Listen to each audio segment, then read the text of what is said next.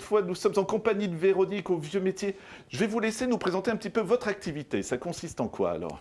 Alors, à faire des corbeilles avec de la paille de seigle que nos anciens cultivaient. Ils fauchaient, ils prenaient la graine pour faire leurs céréales. Et après, l'hiver, ils faisaient des paniers, des petits paniers comme ça qu'on appelle bannetons. Ces petits bannetons servaient aux boulangers pour faire lever leur pâte à pain, à récolter, à garder les céréales, enfin, à beaucoup de choses. Alors, ils étaient faits donc avec la paille qui avait été un petit peu séchée. Ils allaient cueillir de la ronce.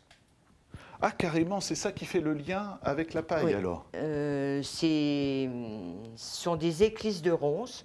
Donc, une ronce, où c'est qu'elle est, ma ronce, elle est là. Donc, en fait, on récupérait tout, quoi. À chaque fois, voilà, on avait vraiment... On faisait avec ce qu'on avait, enfin, avec ce qu'ils avaient à portée de main. Donc, il fallait aller cueillir la ronce vers le mois de novembre. Il faut la fendre, il faut faire des éclisses. Enfin, déjà enlever les épines, faire des éclisses.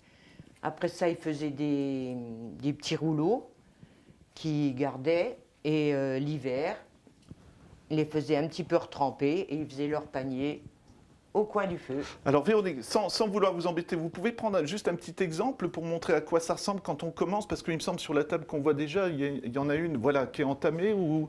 Voilà. Juste pour nous montrer à quoi ça ressemble. Ah bah voilà, Véronique sédulatrice, vous l'aviez à côté de vous. Voilà, mais ça doit être un travail vraiment long, non? Et je sais pas. Long, non, pas. Enfin, il faut de la patience, hein, c'est sûr. Ça se fait pas comme ça. Celui-là, il m'a bien fallu au moins,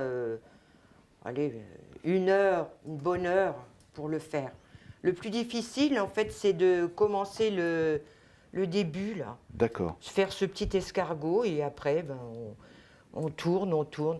Bon, je me suis lancée dans un autre voilà, c'est pour ça que j'allais vous dire. Voilà. Mais je ne suis pas encore très experte. Mais après, bon, vous pouvez décliner, faire plein d'autres choses, hein, des plus gros, les apiculteurs, avant, avaient des ruches comme ça.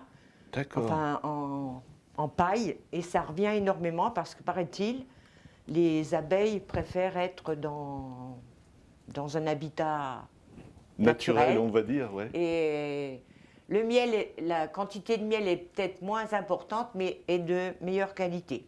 Enfin, c'est un petit reportage que j'ai vu à la télé. D'accord. Je vois la paille, en fait, vous la tressez, c'est ça que vous faites? Je vais vous montrer. Ah, c'est très gentil, Véronique. Je vais prendre celui-là là-bas. Juste comme ça, on est un petit exemple. Est-ce que ça détend aussi quand on fait ça? Ça détend énormément. C'est ce que je me disais. Donc, moi, je mets un petit gabarit pour avoir à peu près toujours la même taille. Ça, c'est pas bien. On va dire qu'on n'a pas vu l'objet moderne. C'est comme de la couture, en fait. D'accord. Donc, on traverse comme ça et on passe le lien comme ça.